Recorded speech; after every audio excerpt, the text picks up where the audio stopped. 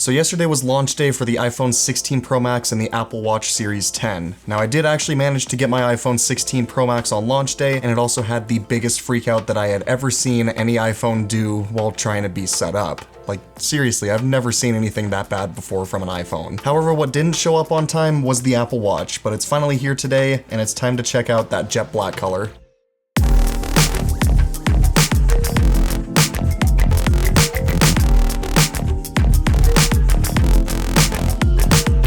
Taking a look around the box here, it's very typical, very standard Apple Watch box. They've been looking like this ever since they stopped including the charge brick in the box, just like they did with iPhones. I believe that also started in 2020. And as you can see right on the back here, I did get the jet black 46mm size with the black solo loop. So I guess it's time to go ahead and open the box and check out that new jet black color. As I said in yesterday's video, they haven't really done a color like this since the iPhone 7.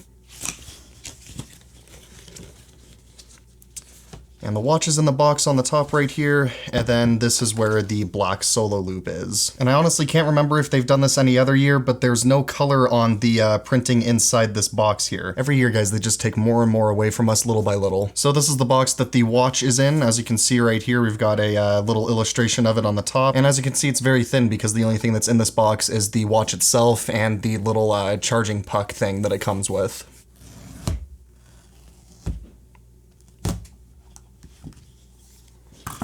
Alright, well here's the watch right here. It doesn't look like it's got really any bigger of a footprint than my 45mm Series 9. On the other side of the box we have the wireless charging puck, which is still braided, and then under that we have our documentation. There we go. It's actually just one piece of paper. I don't think that's ever how it's been before, but they're just including one piece of paper with the Apple Watch now. This is just the typical FCC and regulation warnings. Let's go ahead and take a look at this black solo loop right here. If I remember correctly, all of the other solo loops that I have are the midnight color. I don't think I've ever had a black one before.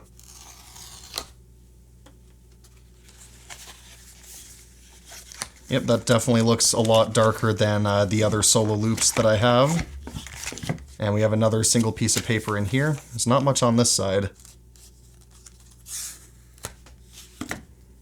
And there it is. That's pretty much what you would expect from a solo loop at this point. Nice and soft, nice and stretchy, and I guess now in black. The Apple Watch itself is still packaged very similarly to how they always have been, still in this kind of paper pouch. Let's go ahead and push it out of that. And I can already see the shine on that. That already looks really nice. Really tight fit in this cardboard pouch. And as you can see, I did accidentally turn the thing on. But looking around at the back of it, we can see the back of it is now made of metal except for this little circle thing right here. But because I did get the jet black one, it's super, super shiny, and it still looks like it's made of ceramic or sapphire or whatever they were making the old ones out of. And now it looks like it wants a phone to set it up. So we're gonna go ahead and put the solo loop on this thing and set it up with the phone. There it is showing up on the iPhone to be set up right here. So we're gonna go ahead and hit continue on that. Set up for myself. And we should be getting our, yep, there's the code right there. I'm gonna go ahead and scan that with the iPhone 16. We're off to a great start. I really hope this doesn't turn out to be another disaster like this iPhone was yesterday. There we go, okay. That had me worried for a little bit there, but it looks like it did work on the second shot. And here we've got that fancy screen that you only see once in your watch's life, unless of course you were to factory reset it. And then back on the iPhone here, we've got this screen that says make this your new Apple Watch. We're just gonna go ahead and hit continue. So I don't think an Apple Watch has ever had me set up this activity thing before, but we're gonna go ahead and see what that's all about. It looks like it's just gonna keep my move goal and exercise goal and stand goal the same as it was from the old one. And here's our safety page letting you know everything it can do to help you in the event of an emergency, which is actually pretty cool. I like that they're putting that into the Apple Watch. And now we've got this double tap feature. I can't really remember when they added it, but I did try it and I didn't really like it because it never actually worked. So we're gonna go ahead and hopefully be able to skip that. I guess not. So This is also a new thing for the Apple Watch Series 10. You've got the Depth app, which is actually really cool. It'll tell you the temperature of the water you're in and how deep you've gone. And, you know, for me, that's not really going to be super useful, but for the people who do like water sports and stuff like that, this is going to be a very useful feature. I guess we can just go ahead and do open depth when submerged anyway. And now it looks like we're syncing all the data over to the Apple Watch. And if you look on the watch itself, you can see that something is in fact happening.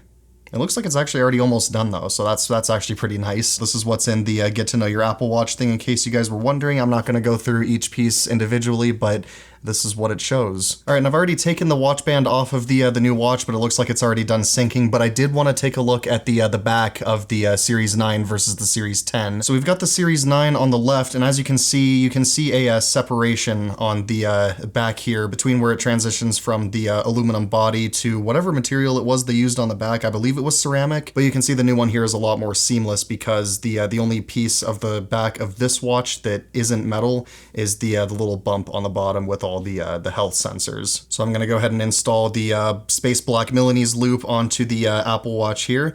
And this thing actually has worn pretty well. I've had it for about 6 years, I think. And it's not really showing any silver through any of the black paint that has rubbed off of the band here, which is pretty nice. I'm glad to see that it aged pretty well, especially because you can't get Space Black Milanese loops anymore.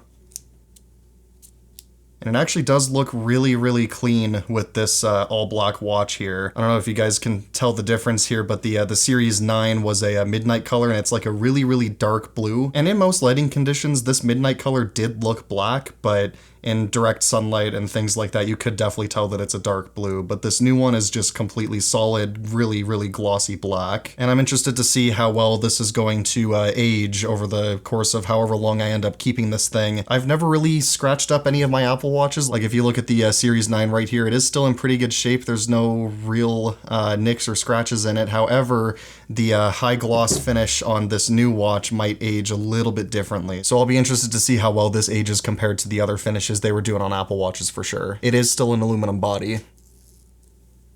All right, we'll try to get this framed up for you guys here. So we're gonna hit start on this. Maybe if it'll let me. There we go.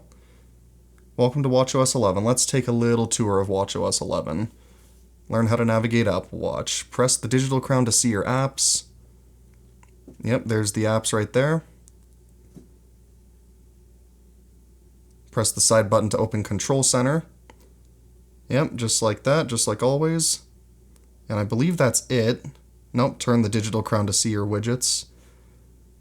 Yep, pretty fancy right there. And that's the end of it. So the Apple Watch is all set up now, and I do want to point out the fact that the bezels have shrank even smaller. It does look like the footprint is just ever so slightly a little tiny bit bigger than the Series 9, but the screen now is a 46mm screen instead of 45 of the Series 9 over here. And realistically, does it look any different than the Series 9? Yeah, it is noticeable that it's a little bit bigger of a display, but realistically, the only reason I wanted to upgrade my watch again was for that new jet black color, because realistically, the Series 9 still would be completely fine, although the battery did kind of go to crap in this thing already, which is kind of disappointing, but what are you gonna do about it, you know? But there you go, guys. That's gonna be it for the 1 day late unboxing of the Apple Watch Series 10 in the shiny jet black color. Thankfully, that setup process wasn't as disastrous as the iPhone 16 Pro Max was yesterday, and if you haven't seen that video, hit the card in the top right corner of the screen,